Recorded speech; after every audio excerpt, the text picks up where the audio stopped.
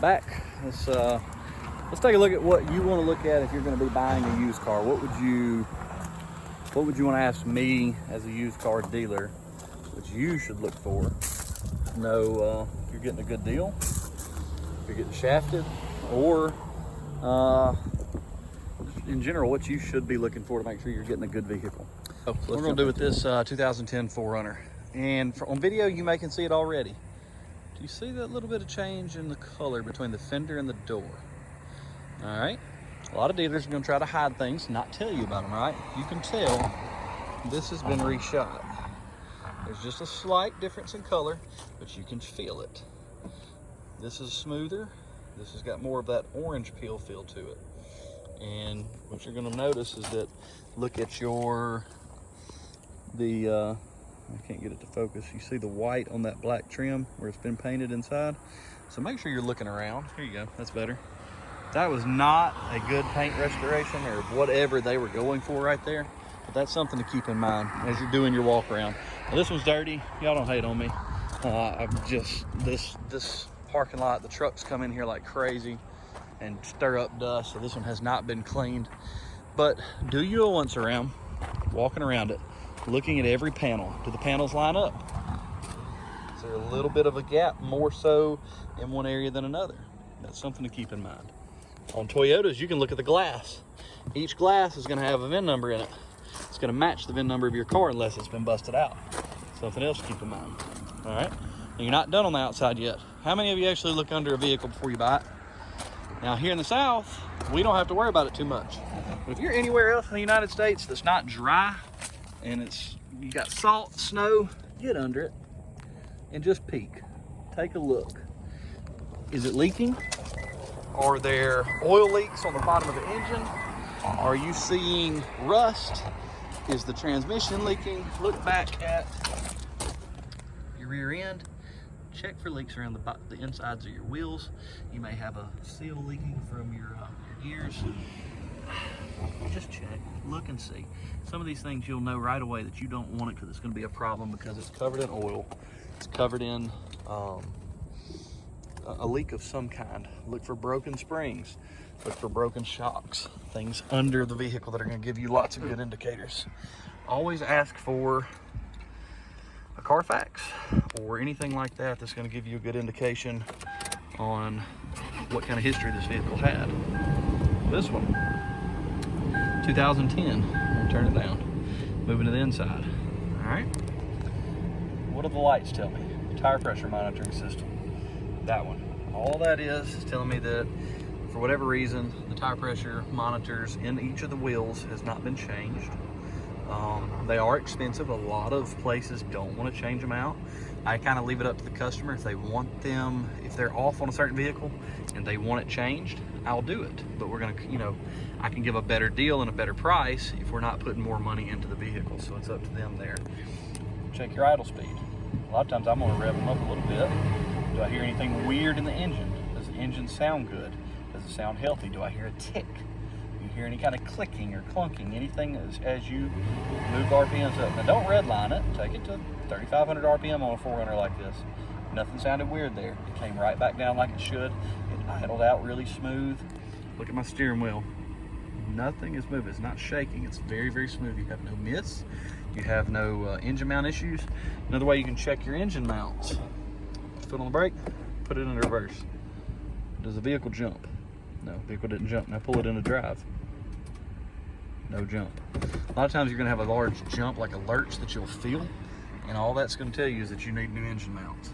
Check all of your electronics, even the lights. Check, everything about it. You want to know that you're getting a good vehicle. So, moving your sunroof, if you've got that option, run it through all of its paces. Check every single window. Check your power locks if you've got them.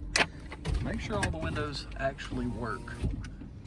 Because a lot of times, if you forget, you've signed an as-is agreement. Guess what? If you didn't buy a warranty, this is now your problem. You don't want somebody getting away with giving you a problem, right? So check all of these things. Make sure that this vehicle is in good shape. Sorry about that. This one's got third row. Look at your seats. Look at the mats. Somebody that took care of a vehicle is going to take the time to put in some WeatherTech, Husky, some kind of mats that are gonna give the floorboard and the carpet some protection. So these are Husky liners.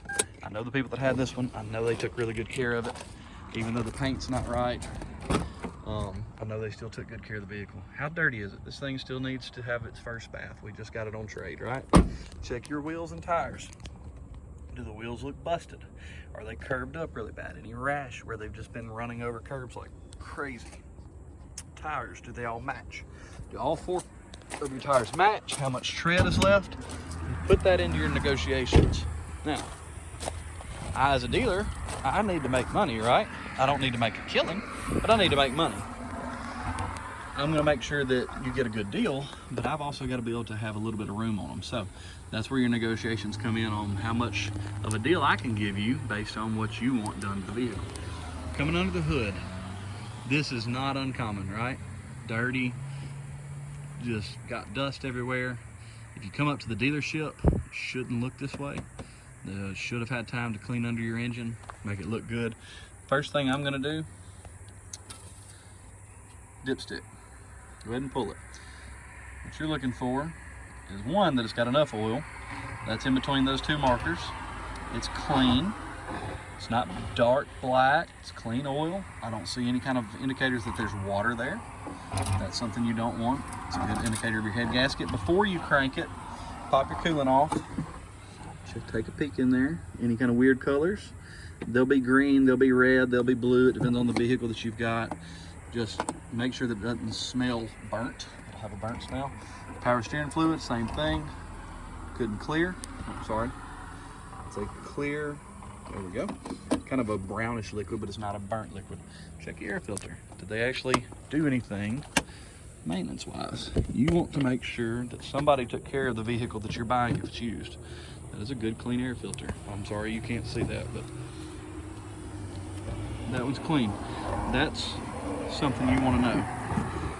Because you're fixing to be buying and putting your money into this, you want to make sure that you're investing in something that's going to last. From the engine compartment, you can look for rust from here. You see that catalytic converter there? You see that manifold there? The rust on them is absolutely normal. Do not let that bother you. What you're looking for is rust along these inner fenders, your bolts, anything else under the engine. Everything else under here looks really good. Look at the front of the engine. Do you see any oil leaks? That one does have the tiniest bit of a valve cover leak. Not a problem as long as it's not dripping and burning, as long as you're not losing a lot of oil. Let's see, moving over to your other side. This side's dry. You don't see any leaks around the valve covers. You don't see any leaks there. Pull your oil lid, or your oil cap, where you would fill your oil if you change your own. Turn it over. What color is it? What do you smell? A lot of times you're gonna smell gasoline. It's not all that abnormal, especially on an older vehicle with more mileage. This one's got 207,000 miles. Some of your seals give up. This one does smell a little bit like gasoline, but not bad. Look in here. What color do you see? Does it look like water? Is it milky, kind of like a Yoo-hoo? If it is, you got a problem. Let's hold on just a minute. I'm back. So while you're under here, check your brake fluid. This is just normal maintenance things, making sure that everything looks clean, is actually there, it's not leaking. If you can get to your coolant, I'm showing this one you're not going to be able to without pulling this whole front lid. Like I say, your overflow tank is good enough for now. Gives you a good idea of what you're looking at. So that's just some good things to look for on the vehicles that you're looking at spending all your money on. It's an investment. Make sure it's a good investment that's going to take care of you. Definitely ask for either a Carfax or AutoCheck. We use AutoCheck. Same thing, just costs less. Make sure that the history looks clean, that it's got a clean title, and double check your values. Ask what the dock fee is. Just, you know, there's going to be a dock fee on a lot of dealerships. I don't do those, but most dealers do. So go in expecting that. I don't add a dock fee. My price is my price plus tax. I have to collect tax. You have to pay tax on everything you buy, right? So that's it. That's the difference for me, is ask about the fees, what you're going to pay, what's going to cost, and look at the values of what the vehicle's worth, and make sure you're making a good investment. And If y'all got any questions, throw them in the comments. I'll be glad to help. Thanks.